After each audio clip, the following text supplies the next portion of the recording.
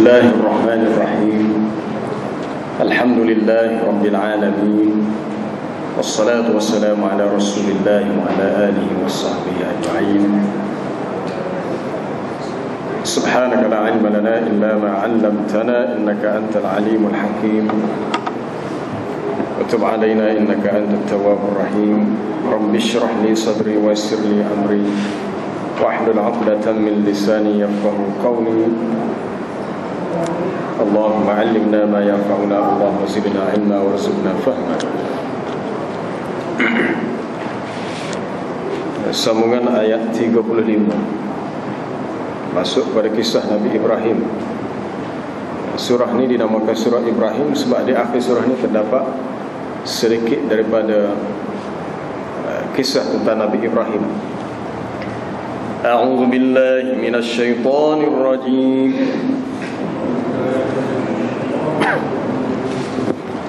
Bismillahirrahmanirrahim. وَإِذْ قَالَ إِبْرَاهِيمُ رَبِّ اجْعَلْ هَذَا الْبَلَدَ آمِنًا وَاجْنُبْنِي وَبَنِيَّ أَن نَّعْبُدَ الْأَصْنَامَ.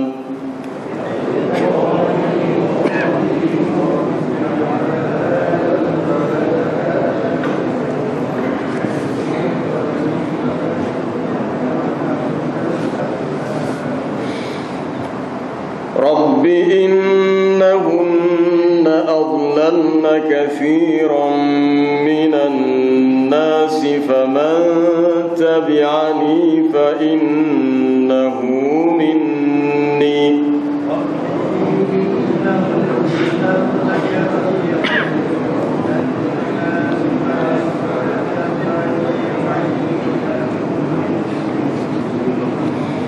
ومن عصاني فإنك غفور رحيم.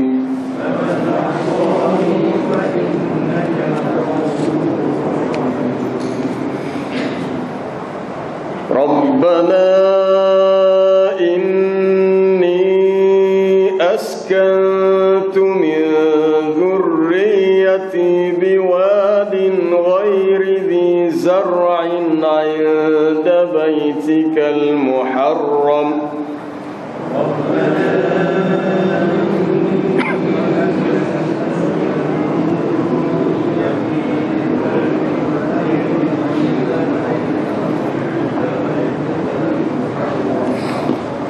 ربنا ليقيموا الصلاة فاجعل أفئدة من الناس تهوي إليهم وارزقهم من الثمرات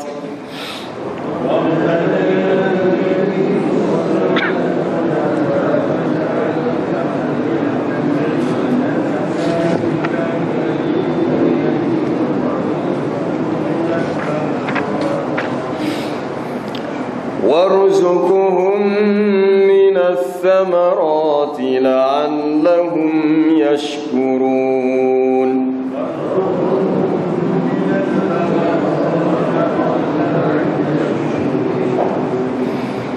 ربنا إنك تعلم ما نخفي وما نعلن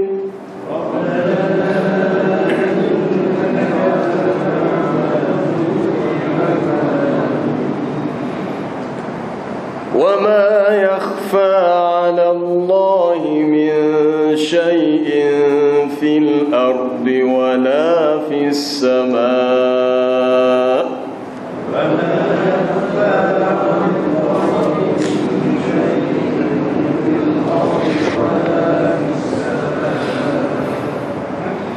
الحمد لله الذي وهب لي على الكبر إسماعيل وإسحاق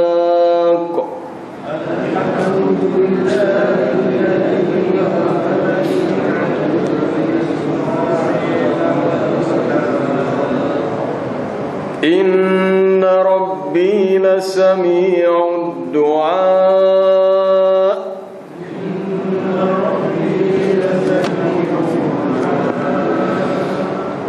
رب اجعلني مقيم الصلاة ومن ذريتي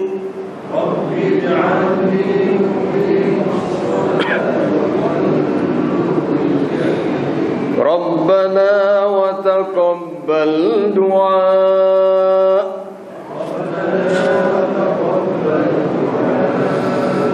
ربنا اغفر لي ولوالدي وللمؤمنين يوم يقوم الحساب.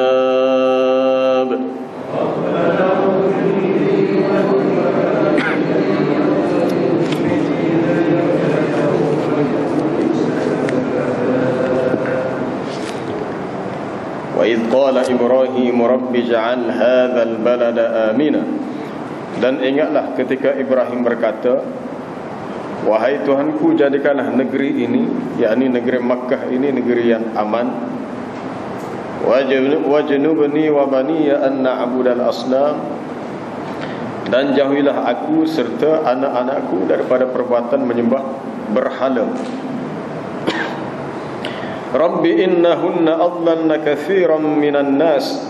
Wahai Tuhanku, sesungguhnya mereka ini maksudnya berhala-berhala yang disembah oleh kaum musyrikin itu telah menyesatkan ramai dari kalangan manusia. Faman tabi'ani fa innahu minni. Maka sesiapa yang mengikutiku, maka ia di kalanganku. Wa man 'asani fa innaka ghafurur rahim. Dan sesiapa yang menderhakaiku, maka sesungguhnya engkau bersifat Maha Pengampun lagi Maha Mengasihani. Seterusnya Nabi Ibrahim berdoa, Rabbana inni askantu min dhurriyyati biwadin ghairi dhi zar'in 'inda baitikal muharram. Wahai Tuhan kami, sesungguhnya aku telah menempatkan zuriatku, aku telah meletakkan zuriatku di sebuah wadin, lembah yang tidak ada tumbuh-tumbuhan, maksudnya di Mekah, berdekatan dengan bait rumahmu yang muharram. Muharram maknanya yang tinggi kehormatannya, ataupun disebut Baitillahil Haram. Wahai Tuhan kami, tujuannya supaya mereka itu mendirikan salat. Faja'al afidatan minan nasi tahwi ilaihim. Maka jadikanlah hati-hati manusia cenderung kepadanya, dan rezekikan kepada mereka dengan buah-buahan, mudah-mudahan mereka bersyukur. Rabbana innaka ta'lamu ma nukhfi wa ma nu'lin. Wahai Tuhan kami, sesungguhnya Engkau mengetahui apa yang kami sembunyikan dan apa yang kami nyatakan, apa yang kami lakukan secara terang-terangan. Wa ma yakhfa 'ala Allahi min syai' fil ardi wala fis sama'. Dan tidak ada sesuatu pun yang di langit, yang di bumi dan juga di langit yang tersembunyi daripada pengetahuan Allah. Dan tidak tersembunyi bagi Allah Ta'ala itu akan sesuatu pun, baik yang di bumi ataupun yang di langit. Segala puji bagi Allah yang telah mengurniakan kepadaku alal kibar, dalam keadaan aku sudah tua. Kata Nabi Ibrahim dalam doanya, segala puji bagi Allah yang telah mengurniakan aku dalam keadaan aku sudah tua ini, dikurniakan dua orang cahaya mata, Ismail dan Ishaq. Inna Rabbi lasami'ud du'a. Sesungguhnya Tuhanku Maha mendengar akan doa, yakni permintaan hambanya. Wahai Tuhanku, jadikanlah aku ini muqimas salah, orang yang mendirikan salat. Begitu juga dari kalangan zuriatku. Wahai Tuhan kami, terimalah doa ini. Wahai Tuhan kami, ampunilah aku, dua ibu bapaku dan orang-orang yang beriman pada hari dilakukan hisab, perhitungan amalan. Menarik untuk kita melihat dalam kisah Nabi Ibrahim. Kisah ini banyak disebut dalam surah-surah yang berlainan, melibatkan situasi yang berbeza. Ketika Nabi Ibrahim minta Allah Ta'ala tunjuk bagaimanakah menghidupkan orang mati, lalu diperintahkan untuk ambil 4 ekor burung, disebut dalam surah Baqarah. Dialog antara Nabi Ibrahim dengan ayahandanya Azar dalam kisah ketika dia berdakwah di Iraq dalam surah Al-An'am. Ini dalam surah Ibrahim, doa Nabi Ibrahim setelah dia menerima perintah untuk meletakkan anaknya Ismail dan isterinya Hajar di Makkah yang ketika itu kosong, tak ada apa satu. Suatu lembah yang kosong, tidak dijumpai air dan tidak ada tumbuh-tumbuhan. Kalau kita baca dalam kisah Nabi Ibrahim, apabila letakkan, dia terus pergi dan Hajar berlari-lari. Adakah kamu berbuat gini kerana Allah? Dia kata ya. Bila kerana Allah, maka dia berkata Allah Ta'ala tidak mensia-siakan kami, sehinggalah membawa kepada peristiwa di mana keluarnya air Zam-Zam daripada tempat Nabi Ismail menghentakkan kakinya ke atas bumi. Nabi Ibrahim pergi berjalan sampai satu tempat, dia berpaling semula ke arah lembah di mana tempat dia meletakkan Hajar, isterinya, dan juga Ismail. Lalu dia membaca doa ini, Rabbi ja'al hadzal balada aminan wajnubni wa baniya an na'budal asnam. Ada perbezaan dengan uslub ataupun ayat dalam surah Baqarah. Wa idh qala Ibrahim rabbi ja'al hadza baladan aminan warzuq ahlahu minats thamarati man amana minhum billahi wal yaumil akhir. Kisah yang sama tetapi dengan uslub yang sedikit berbeza. Nabi Ibrahim berdoa meminta supaya dijadikan negeri ini negeri yang aman. Mekah adalah negeri yang aman. Wattini wazzaitun wa turi sinin wa hadzal baladil amin. Demi buah tin, buah zaitun, termasuklah bukit Tursina, tempat di mana Nabi Musa bermunajat. Allah Ta'ala bersumpah dengan makanan yang banyak yang dimakan oleh orang Arab, buah tin, buah zaitun. Lalu dia menyatakan termasuklah wa hadzal baladil amin, negeri yang aman ini negeri Mekah. La uqsimu bihadzal balad, aku bersumpah dengan negeri ini. Maksud hadzal balad Mekah.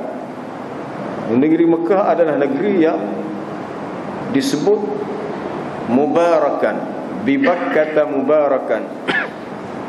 Inna awwala baitin wudi'a lin-nas lalladzi bi Bakkah mubarakan wa hudan lil alamin fihi ayatun bayyinatun maqamu Ibrahim wa man dakhalahu kana amina. Sesungguhnya rumah atau masjid pertama yang dijadikan untuk manusia beribadah adalah di Makkah, yang penuh dengan keberkatan,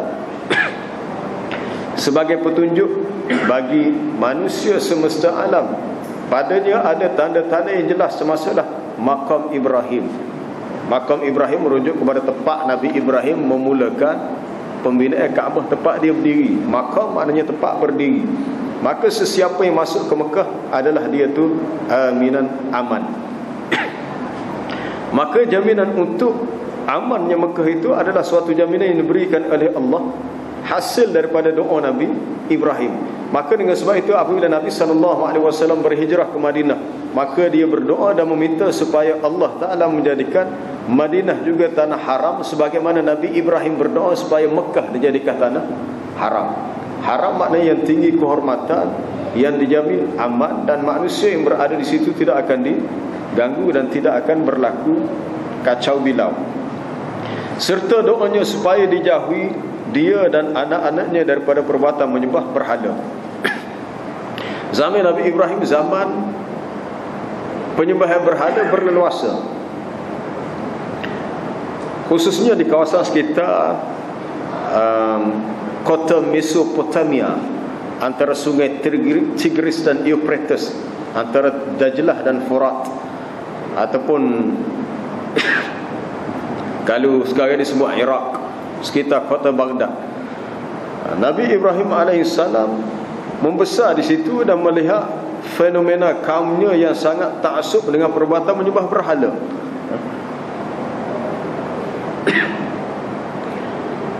Di mana salah seorang yang terlibat adalah membuat patung berhala untuk dijual, ialah ayahandanya sendiri. Walaupun perkataan Azar yang disebut dalam surah Al-An'am, ada ulama yang setengah mentakwilkan dengan maksud ammihi, wa idh qala Ibrahimu li abihi Azar. Ada yang mengatakan abihi dengan maksud ammihi, ketika Ibrahim berkata kepada bapanya, maksud kepada bapa saudaranya.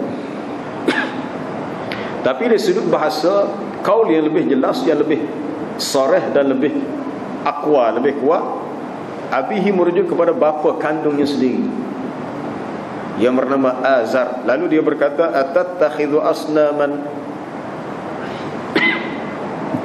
alihatan, adakah kamu menjadikan patung berhala itu sebagai Tuhan yang disembah? Sesungguhnya aku melihat engkau dan kamu berada dalam kesesatan yang jauh. Dan kita boleh lihat dialog antara Nabi Ibrahim dengan ayahandanya dalam surah Maryam, di mana dia menggunakan bahasa yang sangat lembut. Ya abati, wahai ayahandaku. Ya abati, inni qad ja'ani minal ilm, sesungguhnya telah datang ilmu kepadaku yang malam ya'tika, yang tidak datang kepadamu, maka fattabi'ni, ikutlah aku. Ya abati la ta'budis syaitan, wahai ayahku, janganlah kamu menyembah syaitan. Nabi Ibrahim sangat kasih dan sayang kepada ayahnya, sehingga dia berjanji bahawa dia akan memohon keampunan kepada Allah bagi pihak ayahnya. Tapi akhirnya turun perintah Allah Ta'ala bahawasanya orang beriman tidak boleh berdoa kepada orang kafir, walaupun ahli keluarga sendiri, walaupun yang kafir itu adalah keluarga yang terdekat. Ma kana lin nabiyyi wal ladzina amanu an yastaghfiru lil musyrikin walau kanu uli qurba. Tidak boleh bagi nabi dan orang-orang beriman beristighfar bagi kaum musyrikin, sekalipun kaum musyrik itu kaum kerabat dia, ahli keluarga dia yang belum Islam.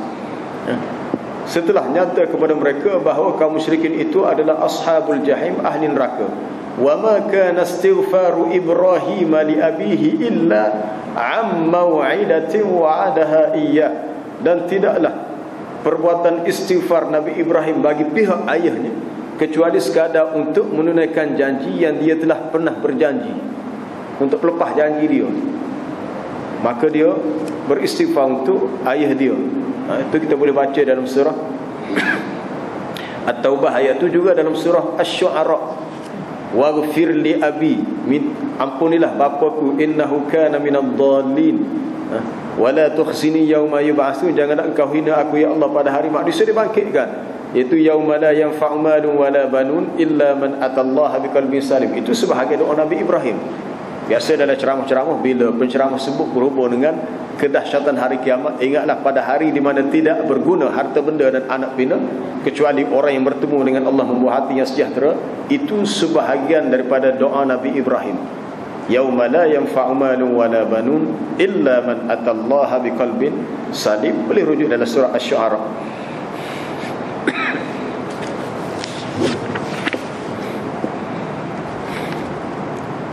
Baik, di sini kita mahu melihat, sebelum kita melihat satu persatu doa Nabi Ibrahim.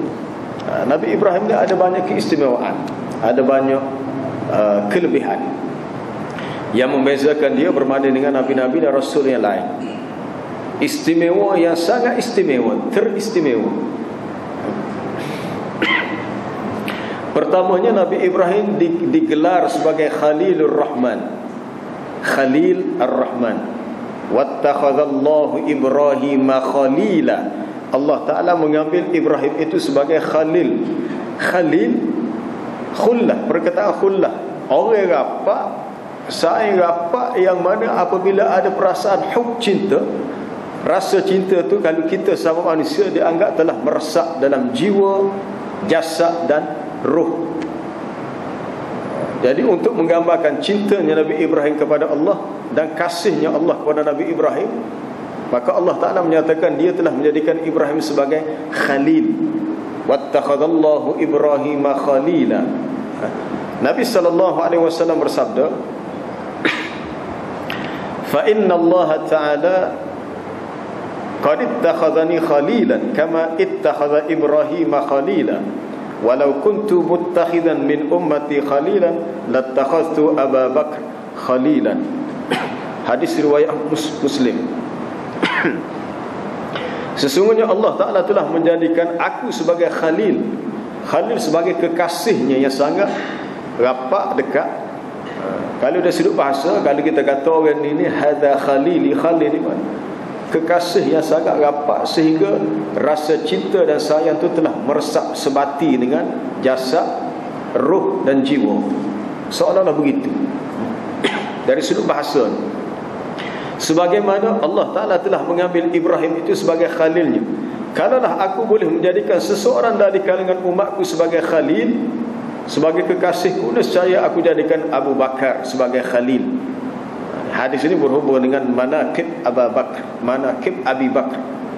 Salah satu keistimewaan Abu Bakar, kalaulah Nabi diberi keizinan untuk mengambil sahabat dia sebagai khalil, maka aku akan pilih Abu Bakar. Tetapi Allah Ta'ala telah menjadikan aku sebagai khalilnya, sebagaimana dia telah mengambil Nabi Ibrahim sebagai khalilnya. Orang yang dekat dengan Allah, dia pasti akan diuji. Nabi Ibrahim telah diuji dengan ujian yang, kalau nak kata berat, memang berat juga. Wa idh ibtala Ibrahim rabbuhu bikalimatin fa'atammahunna. Ingatlah Tuhan kamu telah menguji Nabi Ibrahim dengan beberapa kalimah, dengan beberapa perintah, dan Nabi Ibrahim telah berjaya menyempurnakan perintah-perintah itu. Salah satu perintah itu perintah sembelih anak dia, perintah untuk melaksanakan apa dia? Sunanul fitrah. Di antara sunanul fitrah ialah Nabi Ibrahim diperintahkan untuk berkhatan, betulnya khitan, ketika dia berumur 80 tahun. Orang yang pertama, ikhtatana Ibrahim wa huwa abna 80 sinin, 80 sanah. Nabi Ibrahim telah berkhatan, disebut dalam hadis di satu tempat namanya qadum. Boleh jadi qadum tu alat untuk berkhatan, boleh jadi nama tempat, khilaf di kalangan ulama. Ketika dia berumur 80 tahun, itu suatu ujian bagi Allah untuk dia, dan dia berjaya melaksanakan ujian itu. Itu boleh lihat dalam tafsir surah Baqarah. Dalam hadis riwayat Al-Imam At-Tirmizi, Nabi SAW bersabda, "Inna Ibrahim Khalilur Rahman wa huwa kadzalik." Sesungguhnya Ibrahim itu Khalil Ar-Rahman, kekasih Allah, Allah yang bersifat Ar-Rahman, dan begitulah dia. Wa Musa najiyullah wa huwa kadzalik. Dan Musa pula adalah najiyu, orang yang Allah Ta'ala selamatkan dalam peristiwa Nabi Musa dan Bani Israel dikejar oleh Fir'aun dan bala tenteranya. Wa huwa kadzalik, dan demikianlah dia. Wa Isa ruhullah wa kalimatuh, dan Isa itu adalah ruhullah, ruh daripada ciptaan Allah secara khusus. Sebab tidak perlu kepada Allah Ta'ala menciptakan Nabi Isa dengan ada bapa yang melahirkannya, terus ditiupkan kepada apa dia, ibunya Maryam, sehingga Maryam itu mengandung. Dan ketetapan Allah bagi Nabi Isa bahawa dia lahir ke dunia tanpa ada bapa. Dan akhirnya wa ana habibur rahman, dan aku adalah habib. Nabi menggunakan kalimah habib, walaupun perbahasan antara kalimah habib khalil. Biasa kita dengar orang kata kalau Nabi Ibrahim Khalilullah, Nabi Muhammad Habibullah. Tapi kata Syekh Muhammad Ibn Salih Al-Utsaimin dalam syarah Riyadhus Salihin, Khalil itu lebih tinggi. Pada pandangan dia, dari segi bahasa, perkataan Khalil lebih tinggi daripada Habib. Tapi dalam hadis riwayat Tirmizi memang ada dua lafaz yang berbeza Nabi sebut. Cuma dalam riwayat Muslim tadi dua-dua, aku adalah Khalilur Rahman, sebagaimana Nabi Ibrahim pun Khalilur Rahman. Tapi dalam riwayat Tirmizi dia sebut berbeza, Ibrahim Khalilur Rahman wa ana Habibur Rahman, antara Habib dengan Khalil. Tapi sebenarnya cukup banyak keistimewaan dan persamaan antara Ibrahim dengan Nabi kita sallallahu alaihi wasallam. Dalam peristiwa Isra dan Mi'raj, apabila Nabi naik sampai ke langit ke-7 yang tertinggi, tinggi secara mana kita tak tahulah, tak boleh nak ukur dengan akal kita. Langit ada 7 petal tinggi, ia bertemu dengan Nabi Ibrahim sedang menyandarkan belakangnya di Baitul Ma'mur, dan aku melihat rupanya seiras dengan aku. Rupa Nabi Ibrahim nak serupa dengan rupa Nabi Muhammad sallallahu alaihi wasallam. Sebagaimana bila Jibril mari, dia akan mari dengan rupa seorang lelaki yang hampir sama dengan sahabat yang bernama Dihyatul Kalbi. Ada seorang sahabat yang Nabi sebut sahabat yang sangat tampan, sangat kacak, sangat menarik bentuk badannya, wajahnya. Jibril mari dengan rupa Dihyatul Kalbi. Itu dari segi perbandingnya. Maka aku melihat Nabi Ibrahim pada malam Isra dan Mi'raj, rupanya serupa dengan aku. Sebab itu ketika isteri Nabi Maryah Qibtiyah, Nabi SAW dihadiahkan seorang hamba wanita oleh Raja Muqawqis daripada Mesir bernama Maryah Qibtiyah. Kemudian daripada situlah dia mendapat seorang cahaya mata yang diberi nama Ibrahim.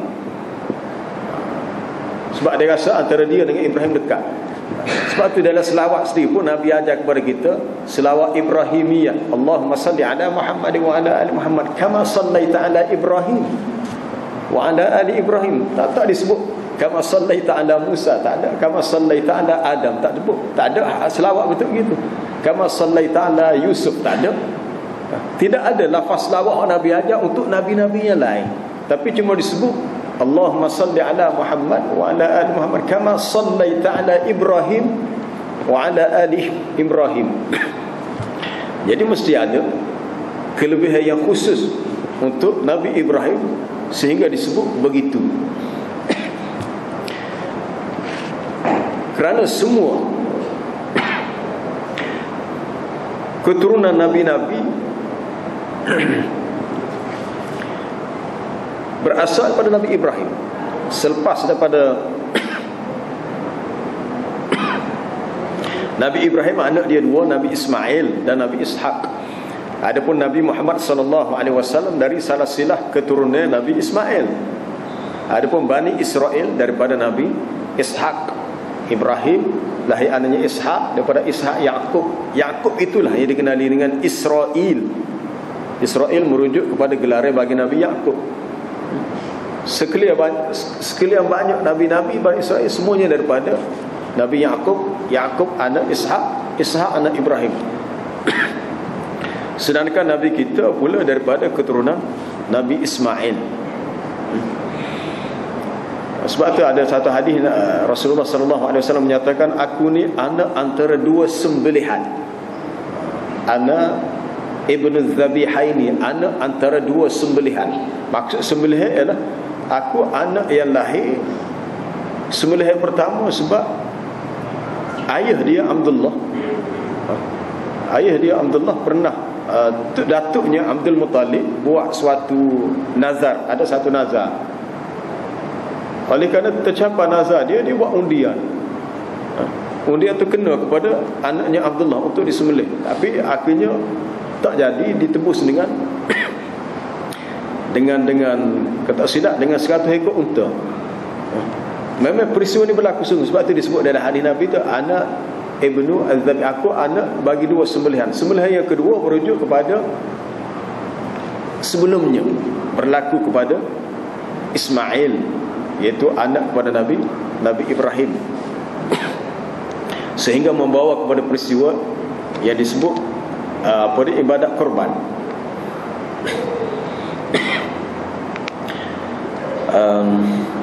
Selain dinyatakan ana Habibur Rahman wala fakhra, bukannya untuk berbangga-bangga. Wa ana akramul awwalina wal akhirin, akulah yang paling mulia dari kalangan yang terawal, yang terkemudian. Dan aku jugalah awwalus syafi' yaumal qiyamah wa awwalul musyaffi'. Akulah yang pertama memberi syafaat di hari kiamat dan yang pertama diberi peluang untuk mensyafaatkan yang lain. Nabi Ibrahim juga dikenali ia sebagai satu umat berdasarkan ayat 120 dari surah An-Nahl. Inna Ibrahim kana ummatan qanitan lillahi hanifa wa lam yakun minal musyrikin. Sesungguhnya Ibrahim itu adalah dikira satu umat yang hanif, yang lurus, maknanya lurus tidak terlibat dengan syirik. Kenapa disebut umat? Ada tafsiran ulama menyebut umat merujuk kepada pahalanya. Pahala yang diperolehi Nabi Ibrahim menyamai pahala yang diperoleh oleh satu umat manusia. Umat ni satu kumpulan yang ramai. Ataupun nilai kesolehan, nilai jauhnya baiknya Nabi Ibrahim sama dengan satu umat. Sebab Nabi Ibrahim seorang yang sangat patuh dan taat kepada perintah Allah.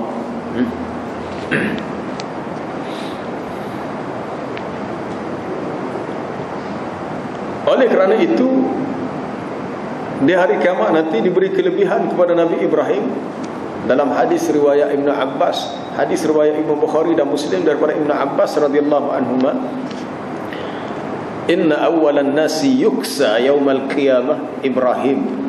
Sesungguhnya manusia yang pertama akan diberi pakaian pada hari kiamat adalah Ibrahim. Sebab kita akan keluar, semua manusia keluar daripada kubur dalam keadaan telanjang berlaku. Semuanya tidak ada pakaian. Semua manusia akan keluar daripada kubur masing-masing dalam keadaan tidak ada pakaian. Walaupun kita mati dalam keadaan dibungkus dengan kain kafan putih, tak ada habis dah. Kain kafan hancur tak apa mana. Yang tinggal adalah jasad kita sahaja. Kama badana awwal khalqin nu'idu wa'dan alaina, sebagaimana kami memulakan kejadian kamu wahai manusia begitu, maka begitulah dikembalikan. Asal-asal kita keluar daripada perut ibu yang melahirkan kita, semuanya tak ada pakaian. Dan orang yang pertama diberi pakaian adalah Nabi Ibrahim alaihi salam.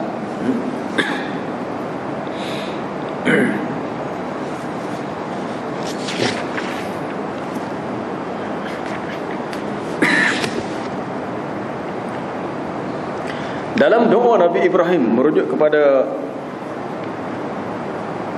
permintaannya supaya wajnubni, yakni ba'id anni, jauhkanlah aku dan juga anakku daripada min ibadatil asnam, daripada menyembah berhala. Ini dia punya penekanan Nabi Ibrahim kepada manhaj tauhid. Manhaj tauhid, bahawasanya segala urusan yang termasuk dalam pengertian ibadat janganlah dilakukan ia untuk yang lain kecuali kepadamu sahaja ya Allah. Apa-apa urusan ibadat hanya kepada Allah, tidak boleh yang lain. Cuma berhala disebut di sini sebagai suatu simbolik kepada amalan penyembahan berhala yang banyak berlaku zaman itu. Sebenarnya berhala ni boleh berlaku dalam banyak bentuk. Tuan arti keberhala dalam bentuk patung saja. Al-asnam, sanam tu boleh berlaku dalam banyak perkara. Apabila seseorang tu menta'zimkan sesuatu, mengagungkan sesuatu, maka dia dipanggil sebagai wasan ataupun sanam. Cuma di sudut bahasa, kalau wasan biasanya berhala dia buat dengan kayu, sanam buat dengan batu.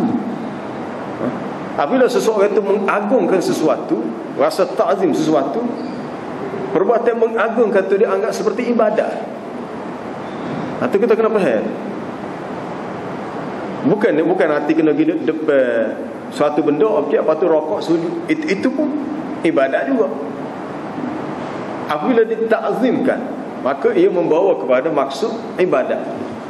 Sebab tu ada dalam hadis Nabi sebut, Allahumma la taj'al qabri wasanan yu'bad. Ya Allah, jangan engkau jadikan kubur aku seperti berhala yang disembah. Sebab Nabi bimbang lepas dia meninggal, ada orang mari puja dia, kubur dia. Tidak lagi mereka menyembah Allah. Minta hajat bukan minta dengan Allah, tapi minta dengan Nabi. Sedangkan Nabi sudah wafat. Betul berlaku sekarang ni. Ada orang sesat alasan dia kata kami nak bertawassul dengan Nabi. Tawassul hanya ketika baginda masih hidup. Lalu dia berhujah dengan ayat dari surah An-Nisa. Ayat itu telah disalah tafsirkan. Walau annahum idzalamu anfusahum ja'uka fastaghfirullaha wastaghfara lahumur rasul lawajadullaha tawwabar rahima. Kalaulah mereka itu ketika mereka berbuat zalim, merujuk kepada ayat ini sifat orang munafik. Ja'uka, mereka datang kepada engkau ya Muhammad, fastaghfirullah, lalu mereka beristighfar, minta ampun kepada Allah, wastaghfara lahumur rasul, dan rasul juga beristighfar untuk pihak mereka. Nescaya mereka dapati Allah Ta'ala itu Tawwabar Rahimah, menerima taubat lagi sangat mengasihani. Ayat ini diitlakkan kepada fi hayati ar-rasul, semasa hayatnya, semasa dia masih hidup. Buktinya tidak ada mana-mana sahabat selepas Nabi wafat ada hajat ke pergi dekat kubur Nabi. Tak boleh. Walaupun Nabi itu memang hidup di alam kuburnya dengan hayah barzakhiyah, tapi bukan bermakna alasan untuk seseorang itu minta hajat minta dengan Nabi. Sebab itu ada dalam hadis, itu dijelaskan panjang lebar oleh Dr. Abdullah A'in Al-Qarni dalam sebuah buku berhubung dengan riwayat hidup Nabi SAW, yang digambarkan sebagai Nabi ini sebagai Al-Quran Al-Mutaharrik, Quran yang bergerak. Banyak kali dia ulas hadis itu, bahawanya Rasulullah mengingatkan, Allahumma la taj'al qabri wasana yu'bad. Ya Allah, jangan Engkau jadikan kuburku seperti berhala yang disembah. Sebab Nabi khawatir akan berlaku di kalangan umat dia yang berbuat begitu. Maksud wasan di sini wujud rasa ta'zim, mengagungkan. Sama ada kubur ataupun apa-apa objek. Zaman jahiliah, objek, dia bina objek, patung sani. Sama ada yang berada di Taif, di Yaman, di Mekah, atas tujuan untuk ta'zim, tafkhim. Maka semua isbah Nabi Ibrahim berdoa supaya dijauhkan dia dan anak cucunya daripada ibadatul asnam. Semasa Nabi Ibrahim bina Kaabah bersama dengan anaknya Ismail alaihi salam, patung berhala tak ada. Dia mari lepas tu. Dari segi sejarah, rupanya ada seorang manusia bawa fikrah ni pada satu tempat. Dia bawa dia pergi Mekah. Lepas tu letak sah. Lepas tu mari orang lain letak sah, ke jadi banyak. Itu punca. Daripada banyak, daripada kecil jadi besar, daripada sikit jadi banyak. Padahal seawal Nabi Ibrahim membina Kaabah, dia sudah berdoa dah, minta supaya jangan ada mana-mana anak cucu dia yang terlibat dengan perbuatan mengabdikan diri kepada patung berhala. Walaupun dia anggap patung itu sebagai perantaraan antara mereka dengan Allah, maka perbuatan itu jatuh kepada syirik. Dan syirik adalah suatu dosa yang sangat besar. Kalau dilakukan dalam keadaan sedar tahu, maka tidak ada peluang untuk diampunkan, kecuali kalau seseorang itu betul-betul bersungguh bertaubat sehingga dia meninggalkan amanah syiriknya.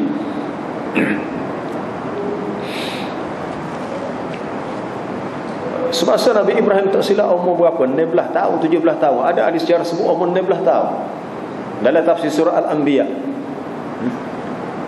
Apabila kaum Nabi Ibrahim pergi ke satu pesta untuk buat, adalah suatu untuk celebrate, ada satu celebration, sambut pesta apa dia, perayaan. Lalu dia pun mengambil peluang untuk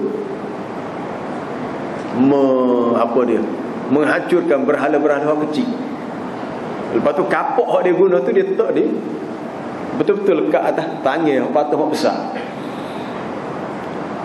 Lalu mereka tu balik semula daripada tempat pesta tadi dan melihat patung-patung yang mereka semua selama ni telah hancur. Lalu mereka berkata, qalu man fa'ala hadza bi alihatina innahu laminadh zalimin. Siapa hak berani buat gini pada tuhan-tuhan kita? Ni zalim orang ni. Lalu mereka berkata, qalu sami'na fatan yadhkuruhu yuqalu lahu Ibrahim. Kami dah dengar orang ni sebut ada seorang anak muda, Fatan, dia sebut nama dia Ibrahim. Ulama tafsir sebut Fatan di sini, umur dia 16, 16. Tak pastilah sama ada umur 16 tu dia sudah dilantik menjadi nabi, ataupun keinginan untuk menghancurkan berhala tu sudah ada dalam jiwa dia. Dia tidak boleh menerima faham menyembah berhala. Itu kena tahqiq balik dalam kisah dia sebab banyak riwayat. Lalu oleh kerana tak puas hati, lalu mereka berkata, qalu fa'tu bihi ala a'yunin nas. Kalau kita bawa mari dia, biar orang pakak kelih belaka. Lalu mereka bertanya, a anta fa'alta hadza bi alihatina ya Ibrahim? Ibrahim, mu kau buat gini? Kalau bahasa Kelantan kita, mu kau buat gini, menyebabkan habis, punuh habis tuhan-tuhan yang kami sembah. Lalu Nabi Ibrahim kata, kalau kamu nak tahu ke, hak buat ni sebenarnya hak besar sekali. Hak besar peracik hak kecil ni. Qala bal fa'alahu kabiruhum hadha. Hak buat hak besar sekali. Kalau nak tahu, fas'aluhum, tanya dia. In kanu yantiqun, sekiranya mereka itu boleh bercakap. Kalau dia boleh kecek, boleh baik, tanya dia. Bila Nabi Ibrahim kata gitu, mereka pun faraja'u ila anfusihim, mari memikir dalam diri mereka. Betul juga. Kalau mereka ini Tuhan, kenapa dia tidak boleh berkata-kata? Lalu mereka berkata, innakum antumuz zalim. Betullah kamu ni orang yang zalim, sebab menyembah perkara yang tak patut kamu sembah. Tapi tak puas hati sebab orang sembah patung berhala ni, dia punya jiwa dia kerah. hati dia apa nak kata, kerah. Walaupun dia tahu dia salah, dia tidak betul, tapi dia tetap mengatakan dia betul. Oleh kerana dia kehabisan hujah, maka dia menggunakan cara yang orang kata cara orang kata nak putus hujah tu, iaitu bunuh. Nak berlawan dengan hujah tak boleh, bunuh. Akhir sekali dia kata kita buat satu binaan yang besar. Buat binaan yang besar untuk dinyalakan api. Lalu Nabi Ibrahim dilontarkan ke dalam api. Untuk bina buat bangunan besar nak nyalakan api, masa yang lama. Api dinyalakan bukan kecil. Perlu dilontar Nabi Ibrahim dengan menggunakan manjanik, alat pelontar daripada tempat yang jauh. Tak boleh dekat sebab panas. Maka berhari-harilah Nabi Ibrahim berada dalam api, tetapi dia selamat dengan izin Allah. Apabila turunnya perintah, qulna ya nar kuni bardan wa salaman ala Ibrahim. Lalu kami berkata, wahai api, jadilah kamu selamat dan sejuk. Jadilah kamu sejuk dan selamat. Kuni bardan wa salaman, sejuk dan selamat kepada Ibrahim. Api itu nyala berhari-hari, tapi Nabi Ibrahim keluar dengan selamat, tidak terbakar sikit rambut pakaian dia, jasadnya. Dan semasa dilontarkan ke dalam api, datangnya malaikat. Ya Ibrahim, adakah kamu mahukan apa-apa pertolongan? Lalu Nabi Ibrahim kata, adapun pertolongan daripadamu aku tidak berhajat, cukuplah Allah Ta'ala itu bagiku. Itu jiwa tauhid dia. Dia punya pergantungnya dia, tawakal dia, harapan dia kepada Allah sangat tinggi. Kita kalau kata terdesak orang nak tolong, muja benar. Nah, kita kan terdesak, kita minta tolong pula. Bukan kalau orang tahu lagi, mudah kita ambil pertolongan itu. Tapi jiwa tauhid dia sangat kuat, kuatnya bergantung kepada Allah. Lalu kata Nabi kita sallallahu alaihi wasallam, doa yang dibaca oleh Nabi Ibrahim ketika dilontarkan dalam api, apa dia? Hasbunallahu wa ni'mal wakil. Hasbunallahu wa ni'mal wakil. Kalau kita ada masalah gapo, kita serabut gapo, kadang-kadang kita hidup di banyak diuji. Orang deki kita, orang fitnah kita, sakit hati kita, cukuplah kita kata hasbunallahu wa ni'mal wakil. Hasbunallah wa ni'mal wakil. Itu doa Nabi Ibrahim ketika masuk dalam api. Dan begitu juga sahabat-sahabat Nabi dalam peperangan Uhud, apabila melihat tentera kaum musyrikin, mereka diugut, diancam, ramai orang nak bunuh kamu. Lalu para sahabat berkata, wa qalu hasbunallahu wa ni'mal wakil. Alladzina qala lahumun nas innan nasa qad jama'u lakum fakhshawhum fazadahum imana wa qalu hasbunallahu wa ni'mal wakil. Itu zikir doa Nabi Ibrahim. Jadi dalam hidup kita pergi mana-mana banyaklah baca hasbunallah wa ni'mal wakil. Baca tu tidak baca mulut saja, biar dalam hati tu meresap, kita rasa dekatnya Allah dengan kita. Hasbunallah wa ni'mal wakil, hasbunallah wa ni'mal wakil, hasbunallah. Hidup di akhir zaman ni kalau tidak ada agama, jauh dengan Allah Ta'ala, berat. Amat terkejut baca dari khabar ini. Kenapa seorang suami tembak mati isterinya? Kata tak cukup dengan tembak yang berlaku di luar, tembak di rumah. Rupanya seorang anggota polis di Johor, Labis Johor, boleh jadi masalah tempat kerja. Dia balik, balas-balas ni, oh tembak bini dia. Kamu jadi anggota polis, dia ada pistol, tembak bini dia sendiri. Kebetulan ada anak kecil 2 bulan, awak lari pergi motor tua, tembak pula tua dia, umur 65 tahun. Rasa tua tak mati, masuk hospital. Akhirnya pun dia berasa serabut, tembak 2 mati, dia tembak dia sendiri, dia pun mati. Bini dia mati, tua dia sakit, akhirnya dia sendiri pun dia tembak juga. Sepatutnya kalau orang tu ada jiwa agama, bila serabut a'udzubillahi minasyaitonirrajim, bacalah hasbunallah wa ni'mal wakil. Quran dah ajar dah, Rasulullah dah ajar dah, tapi sebab kita jauh daripada petunjuk agama, ilmu tak ada, maka kita mudah dah ikut syaitan, bertindak ikut nafsu. Hasbunallah wa ni'mal wakil. Ujian itu datang daripada Allah untuk uji kita, dan Allah Ta'ala dengan kuasanya dia boleh tarik balik ujian. Cuma dia nak tahu kita minta ke tak dengan dia. Kalau kita minta, bagus. Kalau tak minta, sajalah. InsyaAllah kita sambung semula lah untuk ayat berikutnya. Baru ayat baru. Subhanallah bihamdika asyhadu an la ilaha illa anta astaghfiruka wa atubu ilaik.